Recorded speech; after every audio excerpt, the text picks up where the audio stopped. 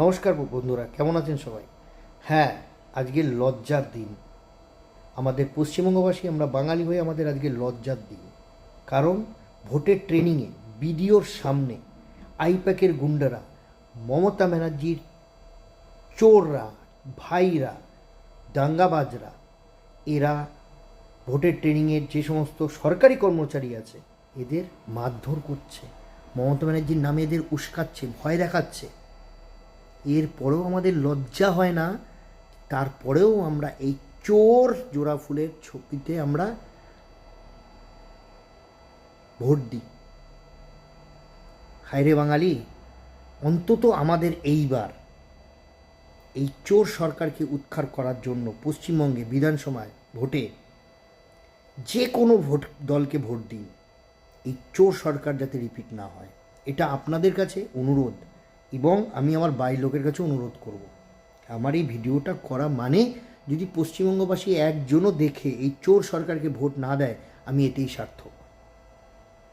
এমন একটা নির্লজ্জ চোর সরকার, এদের দালালরা পর্যন্ত ভোটের ট্রেনিংয়ের ভেতরে বিডিওর সামনে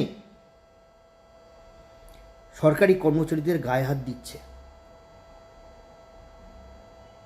ভাবা যায়? আমরা প্রতিবাদ,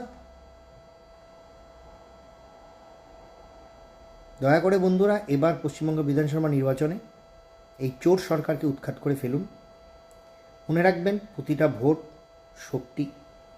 আপনারা যদি ঘর থেকে বেরিয়ে এসে ভোটটা দেন, তাহলে হয়তো এই চোর সরকার এইবার উৎখাত হবে পশ্চিমবঙ্গের মাটি থেকে।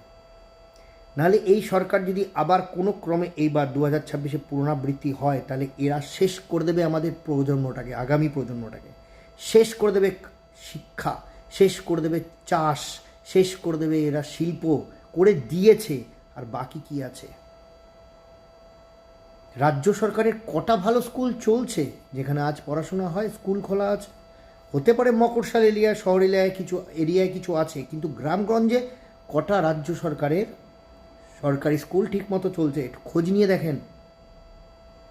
এই সরকারটা পশ্চিমবঙ্গে রোহিঙ্গা, বাংলাদেশি অনুপ্রবেশকারী এবং জেহাদি মানসিকতা মানুষদের সমর্থন করে। এরা ভারতবর্ষের শিক্ষা, সংস্কৃতি, সনাতন ধর্মকে সমর্থন করে না মমতা ব্যানার্জি, না তার ভাইপো, না তার সরকার। তাই আমরা হিন্দুরা এবার অন্তত জাত ধর্ম থেকে বেরিয়ে এসে এক হয়ে মমতা ব্যানার্জির বিরুদ্ধে ভোট করুন। এটা আপনাদের কাছে আমার অনুরোধ, সনাতনী ভাইদের, দিদি।